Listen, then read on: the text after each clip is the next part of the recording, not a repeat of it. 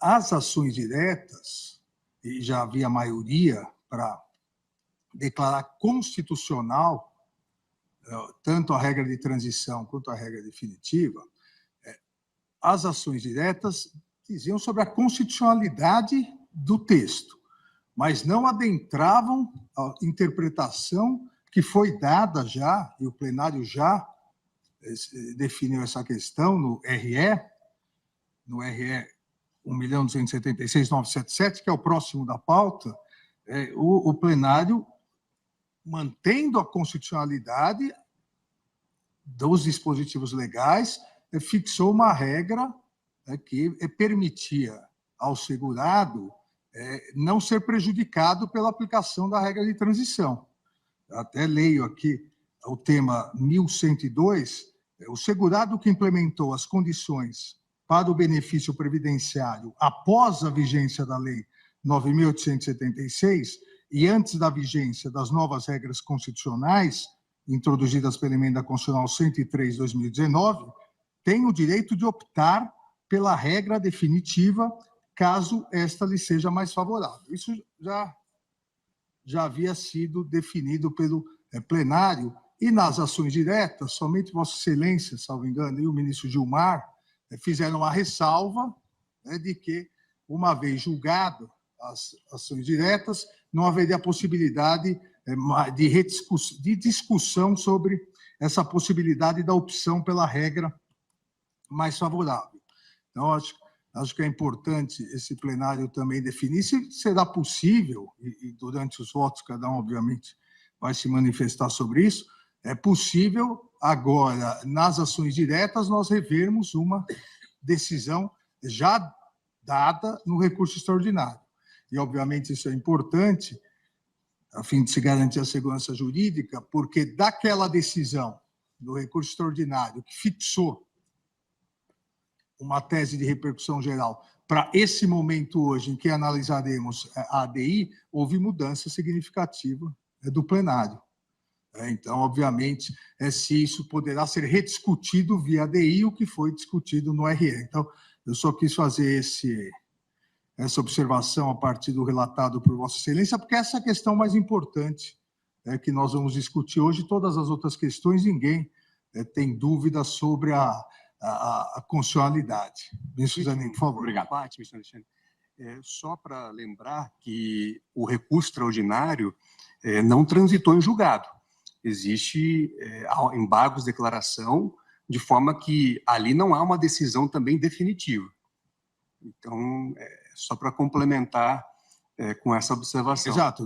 Tanto que na pauta seguinte seria os embargos de declaração, mas a grande questão é se na ADI nós vamos poder rever o mérito julgado, o que já foi julgado o mérito. Lá somente seria uma omissão, contradição, no caso de embargos. É importante pontuar, porque, na verdade, eu vou passar rapidamente pelos outros pontos e vou ficar somente nessa questão. Essa era a questão controvertida, saber se quem está no regime de transição está cogentemente no regime de transição ou se pode optar pelo regime definitivo. Então, presidente, com todo respeito, não me parece que essa seja a questão mais importante. Essa vai ser a segunda questão mais importante. A primeira é se aqui nessa ADI nós vamos poder rever o que já foi definido no RE. Aí, como observou o ministro Zanin, a questão do RE ainda está em aberto. O mérito não, só os embargos. Sim, os embargos, mas os embargos de declaração reabrem. Então, para deixarmos bem claro, que se houver uma revisão, nós acabamos revendo uma decisão já dada por um plenário por outro plenário, só para pontuar essa questão. Eu acho que nós podemos até ter, não quero falar do caso, porque, obviamente, nós temos vários precedentes nessa situação em que, paralelamente, circulam ou tramitam ADIs e RS, podemos ter uma situação, claro que a decisão no controle concentrado é dotada de efeito vinculante e eficácia erga omnes. E, eventualmente, se tivéssemos uma decisão em RE, ela seria passível de revisão dos embargos de declaração. Isso também seria possível de ser feito. Há precedente, ministro Gilmar, Eu acho que há vários nesse Tribunal de Provimento de Embargos de Declaração, porque supervenientemente, em ação direta, o Supremo decidiu de forma diversa. Sim. Tem precedente nesse sentido, mas ainda não estamos pré-julgando, vamos ouvir o voto do ministro Alexandre. Não, presidente, eu não estou dizendo que não é possível, eu quero que fique claro exatamente que essa ADI pode ser utilizada como embargos infringentes em relação ao recurso extraordinário. Essa é a questão que se coloca. Então, presidente, o primeiro tópico, eu passo rapidamente, foi arguído nas ADIs a inconstitucionalidade formal da Lei 9876 de 99. A Confederação requerente impugnou sob o argumento de que o projeto de lei da qual decorreu a aprovação da lei não teria observado o preceito do artigo 65, parágrafo único da Constituição, que impõe no processo legislativo federal a devolução da proposição à casa iniciadora no caso de alteração substancial na apreciação realizada pela casa revisora. A questão da alteração substancial feita pela casa revisora, que aprova, mas de forma bem alterada, ter que retornar. Eu afasto essa inconstitucionalidade formal, porque cito aqui no voto vários precedentes, na verdade, uma adequação de redação, ela não significa uma alteração substancial. Não é possível aqui constatar, nesse caso, que houve uma alteração substancial na redação. O que houve, e ocorre várias vezes no processo legislativo, um artigo somado com outro, uma emenda substitutiva, uma emenda aglutinativa, sem alterar propriamente o efeito normativo que produzirá a norma após ser aprovada. Então, eu afasto, mantendo, inclusive, o que o plenário da Corte já havia decidido em sede cautelar. O segundo ponto é o período de carência para a concessão do salário maternidade de determinadas seguradas. A impugnação do artigo 25, inciso 3º, e artigo 26, inciso 6º, da Lei 8.213, de 91. Como sabemos, a legislação previdenciária fixou períodos específicos de carência para a concessão de determinados benefícios. Nesse contexto, após a edição da Lei 9876, de 99, houve a necessidade, passou a existir a necessidade de determinadas seguradas, e essas seguradas são aquelas contribuintes individuais, também as seguradas especiais e as seguradas facultativas, que essas seguradas passassem a recolher ao menos 10 contribuições mensais como condição para que pudessem pleitear o salário maternidade, afastando expressamente a carência para as demais categorias de beneficiadas, ou seja, houve esse destaque em relação às contribuintes individuais, às seguradas especiais e às seguradas facultativas. É importante salientar, e esse é um ponto fulcral aqui nessa ADI, que esse dispositivo que estabeleceu isso, na verdade, essa nova alteração, ela não trouxe grandes transformações do que era o dispositivo originário da lei. Então, mesmo após a alteração, e sofreu uma nova alteração com a Lei 13.846 de 2019, o que houve foram pequenas alterações terminológicas, topográficas, continuou havendo a regra da não necessidade do período de carência e a exceção para essas três hipóteses. Os requerentes argumentam que exigir um período de carência nessas hipóteses restritas violaria os preceitos constitucionais consubstanciadores do direito à licença maternidade, igualdade de condições entre trabalhadores urbanos e rurais, da equivalência de benefícios e da proteção constitucional à maternidade. Eu afasto esses argumentos, me parece que o que a Constituição Federal garantiu à mulher trabalhadora, sem prejuízo de sua remuneração ou do seu vínculo empregatício, foi a licença gestante por um período de 120 dias, contemplando de forma expressa as seguradoras empregadas, sejam urbanas, sejam rurais, as trabalhadoras avulsas e, por fim, as empregadas domésticas. Essas previsões foram repetidas pela lei, não há nenhuma excepcionalidade aqui. A legislação infraconstitucional, ao estender o benefício previdenciário a todas as seguradas pertencentes ao regime geral, terminou por abarcar outras categorias para além daquelas previstas na Constituição, alcançando a contribuir aquelas três hipóteses.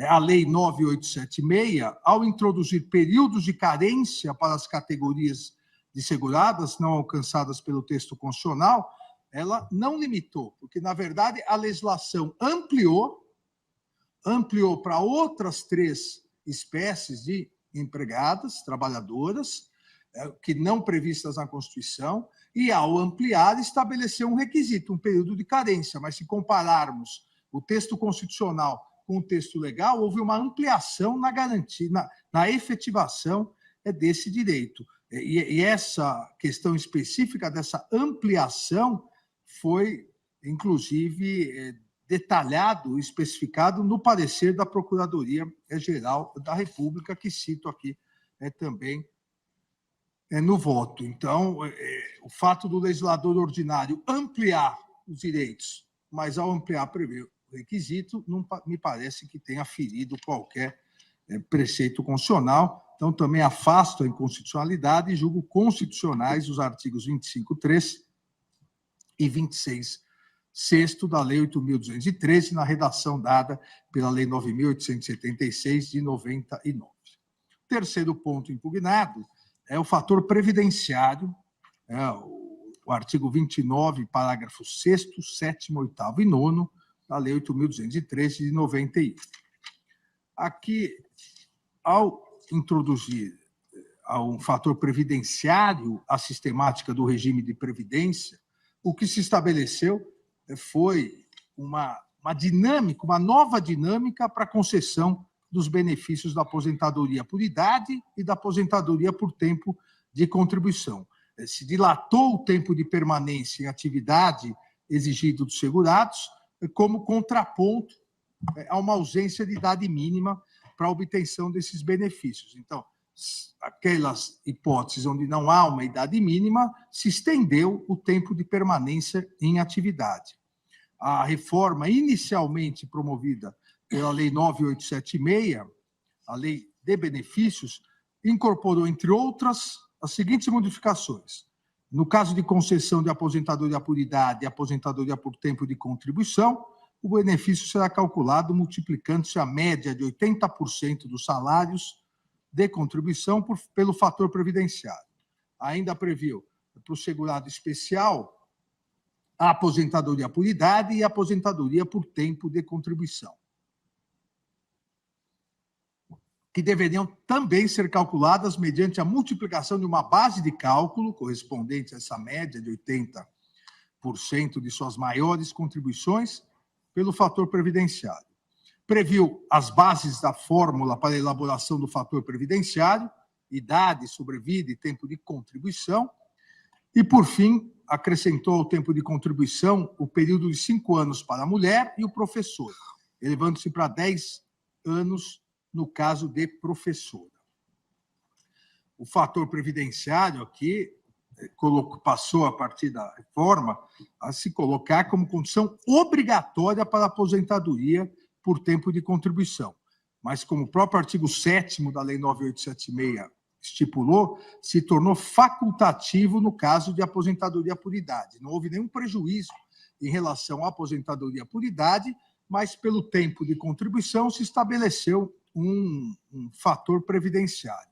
Isso sofreu uma ligeira alteração com a Lei 11.718, de 2008, que modificou o cálculo do salário de benefício do segurado especial, porque afastou nessa hipótese a incidência do fator previdenciário, mas manteve todas as regras introduzidas anteriormente pela lei discutida 9876 de 99. Ainda houve, cito no voto, alteração pela Lei 13.183, a previsão facultativa ao segurado prestes a obter a aposentadoria por tempo de contribuição, de afastar a aplicação do fator previdenciário desde que tivesse, era conhecida a regra 85-95, né, desde que tivesse alcançado determinada soma de idade e tempo de contribuição. Aí seria possível afastar o fator previdenciário. A recente reforma, agora não tão recente, promovida pela Emenda Constitucional 103 de 2019, eliminou a hipótese de aposentadoria somente por tempo de contribuição e consolidando, né, a inativação programada que atualmente requer tanto uma idade mínima quanto um período mínimo de contribuição para sua concessão. O fator previdenciário, que antes era aplicado de forma obrigatória, no caso de tempo de contribuição, e de maneira facultativa na aposentadoria por idade, subsistiu, contudo, a título de ilustração, na regra de transição aplicada ao segurado, a quem ainda faltasse um pouco, um período, um lapso pequeno para se aposentar por tempo de contribuição. E cito aqui os artigos referentes à nova emenda constitucional. Em síntese, os autores de ambas as ações o que argumentam é que a sistemática de cálculo introduzida pelo fator previdenciário acabaria por mesclar critérios distintos para a concessão de aposentadoria, violando a vedação de requisitos diferenciados para sua concessão e ofendendo o direito à atualização dos salários de contribuição para o cálculo do benefício, além de promover retrocesso social. Ocorre, presidente, que o Supremo Tribunal Federal, em mais de uma oportunidade, já em várias oportunidades, compreendeu válido o fator previdenciário, tal qual introduzido no sistema securitário pela Lei 9.876, e reconheceu várias vezes, tanto na via concentrada, no controle abstrato de constitucionalidade, quanto em sede de repercussão geral. Relembro aqui sobre a relatoria do ministro Dias Toffoli, a repercussão geral no recurso no RE 1.221.630, onde se afirmou na tese constitucional o fator previdenciário previsto no artigo 29 caput, incisos e parágrafos da Lei 8213 de 91, com a redação dada exatamente pelo artigo 2º da Lei 9.876. Então, isso já havia sido definido pelo Supremo Tribunal Federal em sede de repercussão geral, exatamente porque o elemento discriminador não é inconstitucional. O que se faz é determinada idade, quem não chega o que se fazia, determinada idade, quem não chega àquela idade e tempo de serviço é ainda um fator aqui previdenciário importante para adequar idade com tempo de serviço. Então, afasto também a inconstitucionalidade. E, finalmente, presidente, e agora sim, a questão da norma de transição na aplicação do fator previdenciário. O que... E aqui o objeto principal dessa discussão, e a mesma discussão, na verdade, essa norma de transição, artigo 3º, 5º, 6º e 7º da Lei 9.876, já havia obtido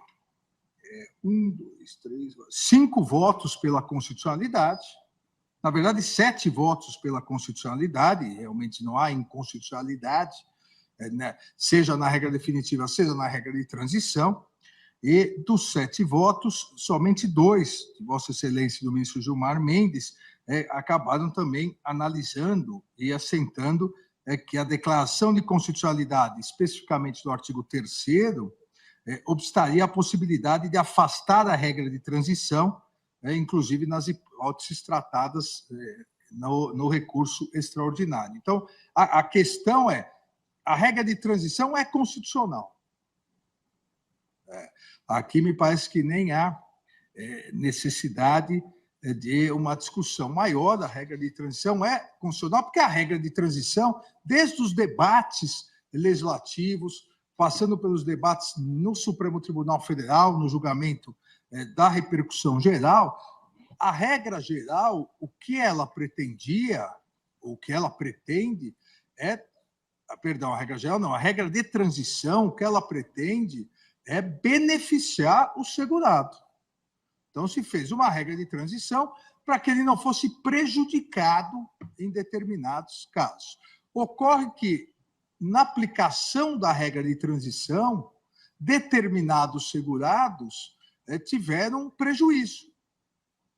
E a questão que se coloca, inclusive em relação à constitucionalidade, é se esses que tiveram prejuízo, eles poderiam optar pela regra geral, pela regra definitiva.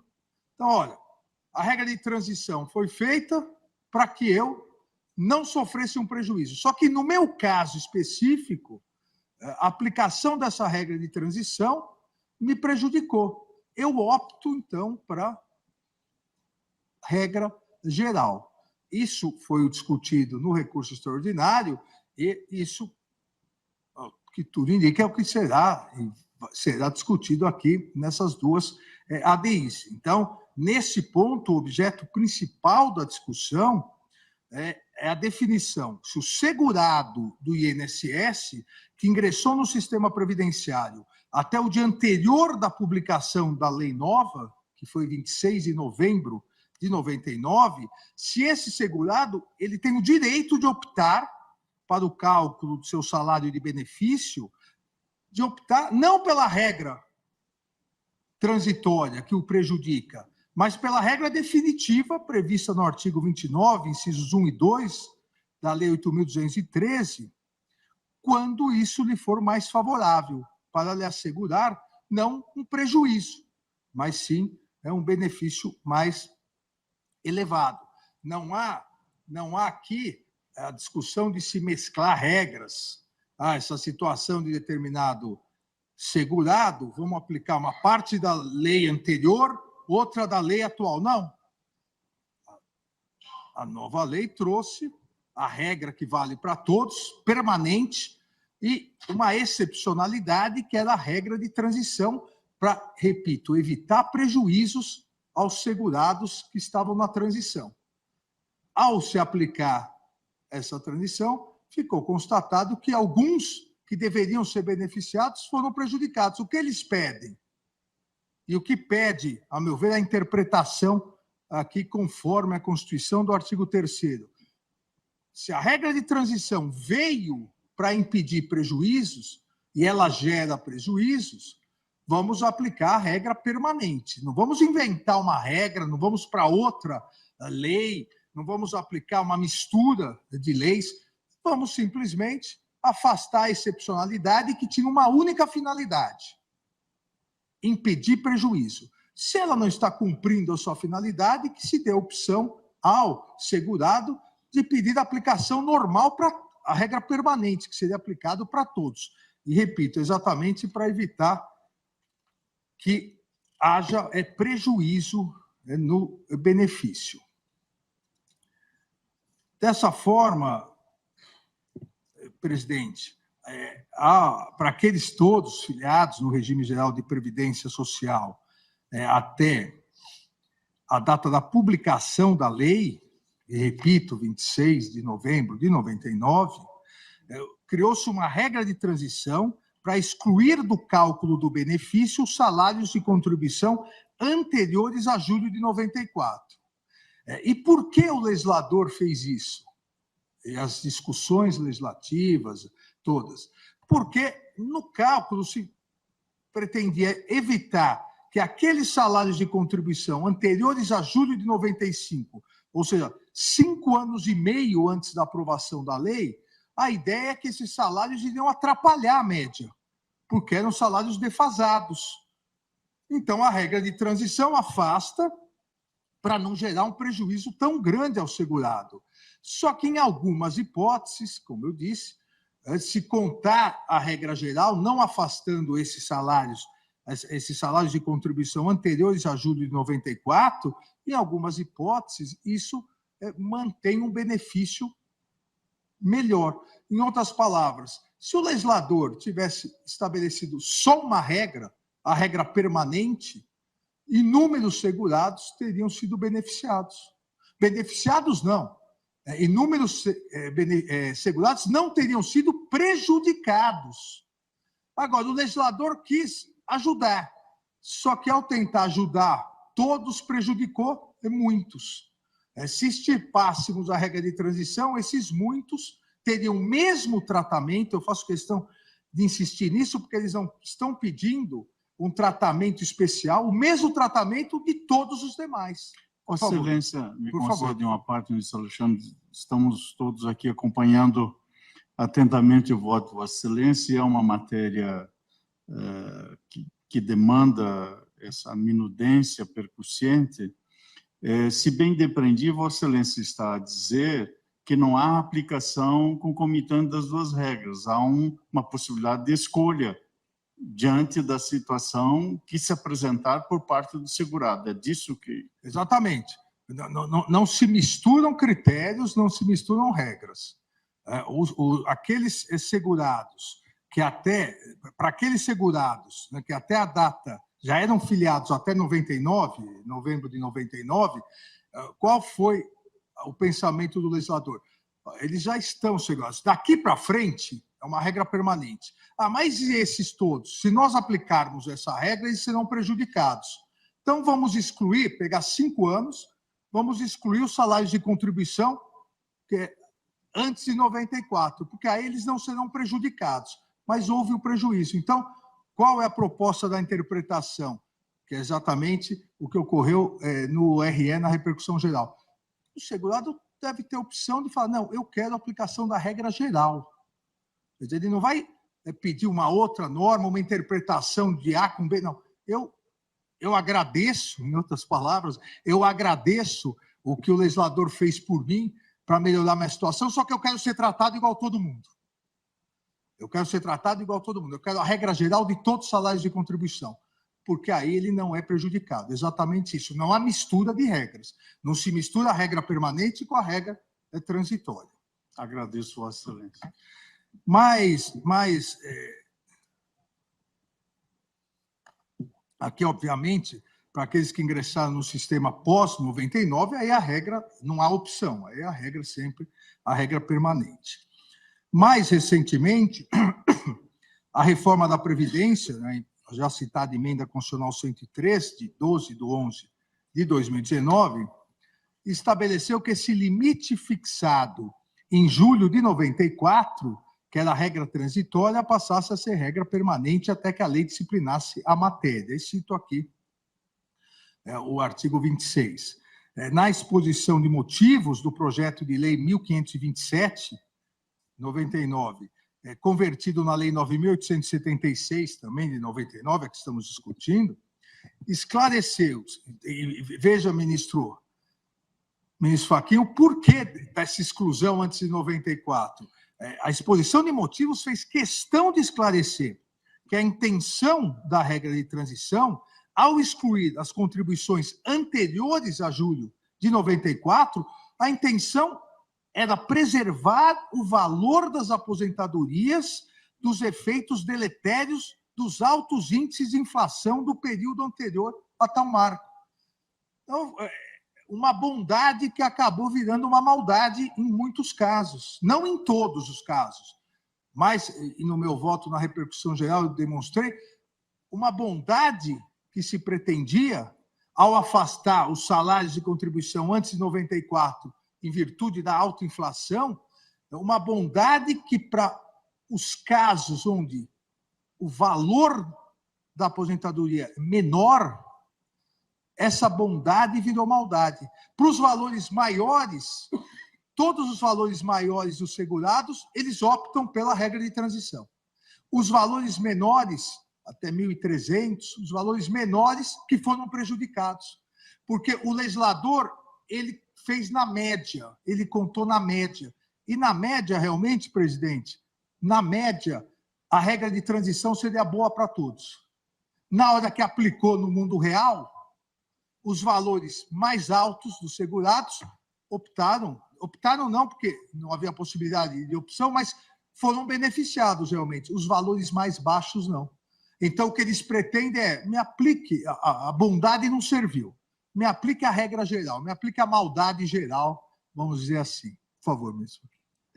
Peço desculpas a Vossa Excelência, me dispare, mas, portanto, depreendendo que Vossa Excelência está sustentando que não há contradição entre o que a maioria lançou o voto no recurso extraordinário e a matéria que é objeto dessas ADIs. Portanto, lá nada arrasta a compreensão para o julgamento dessas ações.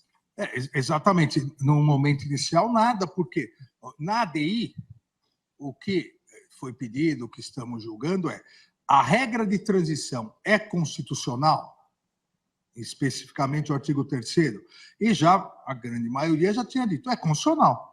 Na repercussão geral, nós, por maioria, 6-5, dissemos, na verdade, os 11 disseram, o artigo 3º é constitucional. Exatamente da mesma maneira que estamos a fazer aqui. Só que, dissemos, a regra de transição é constitucional, mas, quando a regra de transição não for benéfica, na verdade, quando a regra de transição prejudicar o segurado, ele tem a opção pela permanente. Não retira a constitucionalidade da regra de transição. Porque, eu volto aqui a insistir, a exposição de motivos e toda a discussão no processo legislativo, tanto a exposição de motivo quanto a discussão, foram muito claras em dizer, antes de 94, antes de julho de 94, a inflação era muito grande. Então, isso vai prejudicar o segurado. Vamos excluir, como realmente, eu volto a dizer, prejudicaria os valores mais altos dos segurados. Mas os valores menores, eles foram prejudicados pela regra de transição. Em outras palavras, era melhor ter deixado, principalmente para aqueles que mais necessitam, era melhor ter deixado só uma regra, a regra permanente, porque aí não haveria tratamentos diferenciados e prejuízo. E eu cito aqui expressamente a exposição de motivos que diz, uma das mudanças mais importantes introduzidas, aqui é a exposição de motivos, uma das mudanças mais importantes introduzidas pelo projeto de lei refere-se à ampliação do período de contribuição computado para efeito de cálculo do valor de benefícios. Propõe-se que ele cubra o período decorrido desde julho de 94 até o momento da aposentadoria, para os que se aposentarem a partir da promulgação desse projeto de lei. E aqui o importante. O referido período de contribuição será progressivamente ampliado até abranger toda a trajetória salarial dos futuros aposentados. O período arbitrado, inicialmente, coincide com o período de reduzidos níveis de inflação, como o Plano Real, o que permite minimizar eventuais distorções causadas pelo processo inflacionário nos rendimentos dos trabalhadores. Essa era a ideia. Essa foi a ratio do legislador para a regra de transição. Então, se isso, mesmo com isso, acaba prejudicando, e repito, prejudicando as aposentadorias de menor valor, a interpretação, conforme a Constituição, deve se dar no sentido de que, para esses, é possível a opção pelo regime geral. Eles não querem de maneira alguma um benefício, uma excepcionalidade. Eles só querem ser tratados igual todos os demais que se aposentaram a partir de novembro de 99. Esse é o pedido. Essa é a discussão. Cito ainda outros trechos, que não vou cansá-los aqui, mas a exposição de motivos repete que essa medida de exclusão para aqueles já aposentados, essa medida de exclusão dos períodos anteriores ao Plano Real, a 94, veja, é uma medida com forte conteúdo de justiça social. Não é possível uma medida de justiça social prejudicar exatamente aqueles segurados que têm os valores menores de aposentadoria. E, repito, não foi aqui, não foi, eu brinquei de uma maldade, uma bondade que virou uma maldade. Na verdade, o erro de cálculo foi que o legislador, ao estabelecer, ele pegou a média. E, ao pegar a média, todos seriam beneficiados. Só que foram beneficiados aqueles da média para cima. Os da média para baixo, as menores aposentadorias, acabaram sendo prejudicadas. Ao analisar, porque esse assunto é de 99, então é antigo, ao analisar as leis supramencionadas, 99, as alterações, a jurisprudência do Superior Tribunal de Justiça entendia não ser possível aos que se filiaram ao regime anterior, antes da edição de 99, optar pela regra definitiva. Ou seja, essa opção, o STJ entendia não ser possível no início. Mas o próprio Superior Tribunal de Justiça, a partir do julgamento no recurso especial pela sistemática dos recursos repetitivos, exatamente que deu origem ao acórdão recorrido na nossa repercussão geral, o próprio STJ, repito, em recurso especial, já na sistemática dos recursos repetitivos, revendo os precedentes anteriores, ressaltou a necessidade de interpretar-se a regra de transição de forma mais consentânea com o objetivo que orientou o legislador. Eu repito, como disse, lendo a exposição de motivos, uma regra de justiça social e a ideia de beneficiar o segurado expurgando o período pré-plano real, porque os índices inflacionários eram muito grandes. E o STJ, a partir disso, fixou exatamente que, na pior, abre aspas, na pior das hipóteses, a norma transitória não se aplica aos segurados antigos quando implicar tratá-los de modo pior do que o novo segurado.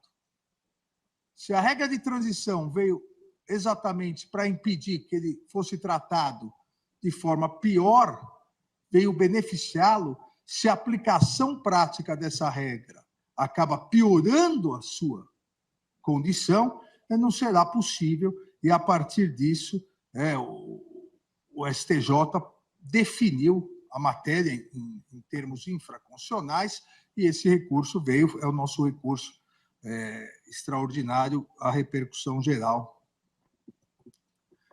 julgada e a partir da interpretação do artigo 3º.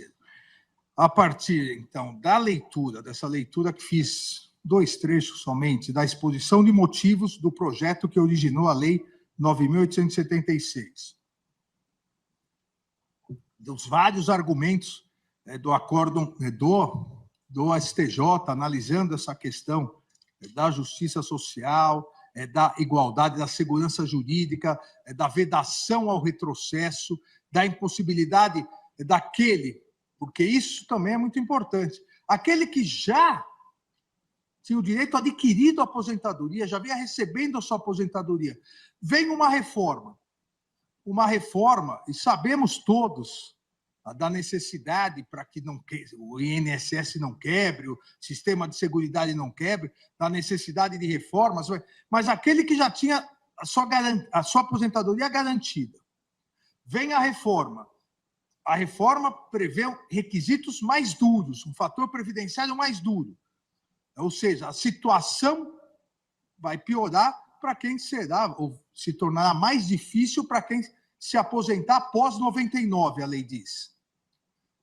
Para você que se aposentou antes, nós vamos garantir uma situação melhor com a regra de transição. E esse fica pior do que a regra geral. Obviamente, houve um erro aqui na aplicação da regra de transição. A regra transitória, a finalidade da regra transitória era favorecer, principalmente, os trabalhadores aposentados com menor escolaridade, com inserção menos favorável ao mercado de trabalho, que tivessem uma trajetória salarial mais ou menos linear, ou seja, os menores valores. Só que, infelizmente, isso não se demonstrou crível, real na aplicação. Aqueles de menor escolaridade, aqueles que tiveram, aqueles que tinham, estavam na base do mercado salarial, dos valores salariais, acabaram sendo prejudicados. Então, em virtude disso, não é possível, ao meu ver, somente, e aqui é uma conclusão, eu diria, dupla, não tenho nenhuma dúvida de que, até pela exposição de motivos, pela intenção do legislador, não há inconstitucionalidade na regra de transição, porque a regra de transição foi feita para não prejudicar quem já estava aposentado, para garantir os direitos de quem estava aposentado. Então, não é possível declarar inconstitucional uma regra que foi feita para melhorar a situação, e, em alguns casos, melhorou. Agora, aqui não se discute a constitucionalidade somente, mas a sua aplicabilidade. Na hipótese em que a situação do segurado piora, então, nessa hipótese, ele tem o direito constitucional de garantir o seu direito, a sua segurança jurídica, evitar o retrocesso social. Ele tem o direito e vejam, ele tem o direito não a exigir regras que já foram revogadas, ele tem o direito a uma opção simples.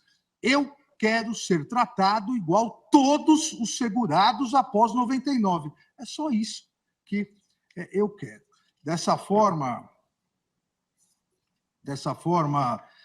presidente, para não cansá-los mais, eu concluo aqui no sentido de que é constitucional também, é constitucional o artigo 3º, é constitucional as regras de transição, mas não é possível a aplicação, ou, diria, dentro do próprio contexto da lei, deve-se dar uma interpretação conforme nos moldes do que nós já fizemos na repercussão geral. Ou seja, uma interpretação conforme no sentido de que o segurado que implementou as condições para o benefício previdenciário após a vigência da Lei 9876, de 99, e antes da vigência das novas regras constitucionais, tem o direito de optar pela regra definitiva. É só isso que ele quer, caso lhe seja mais favorável. Há um argumento do INSS que o impacto financeiro decorrente da aplicação dessa interpretação seria de 3,5 bilhões para o ano de 2020, agora já não mais, então já houve a economia de 3,6 bilhões, 16,4 bilhões para os últimos 5 anos, então 21, 22, 23, então também já houve mais economia, e 26,4 bilhões para o período de 2021 a 2029. Existem 3.045.065 aposentadorias por tempo de contribuição ativas desde 2009, e essa é a previsão do INSS, que em torno de metade, exatamente a metade mais baixa, iria pedir a revisão. Em que pese os argumentos econômicos, aqui parece que é um ferimento gravíssimo ao direito de igualdade, à preservação da segurança jurídica, e o que se pretende é tão somente que se realize a opção, porque os critérios definidos foram pelo legislador. O legislador estabeleceu. Então, o legislador deve, se ele estabeleceu, o impacto gerado é o impacto do próprio legislador ao estabelecer a regra definitiva. O impacto seria muito maior se o legislador tivesse acertado, porque a regra de transição, o impacto seria maior ainda. O que houve realmente foi um erro na aplicação. Então, presidente, em resumo, aqui no dispositivo, eu julgo improcedente as ações diretas de inconstitucionalidade, tanto a 2.111 e a 2.110, 111, aí acompanhando o relator, ministro Nunes Marques, ele julgou improcedente também, de modo a declarar a constitucionalidade dos artigos 3º, 5º, 6º, 7º e 9º da Lei 9.876, bem como dos artigos 25, 26, 29 e 67 da Lei 8.213, de 91, na redação que lhes foi conferida pela Lei 9.876, em relação ao artigo 3º, com essa interpretação conforme de que o segurado que implementou as condições para o benefício previdenciário após a vigência da Lei 9.876 e antes da vigência das novas regras constitucionais introduzidas pela Emenda 103/2019, tem o direito de optar pela regra definitiva, caso essa lhe seja mais favorável. É exatamente o texto aprovado pelo plenário na repercussão geral. Obrigado, presidente.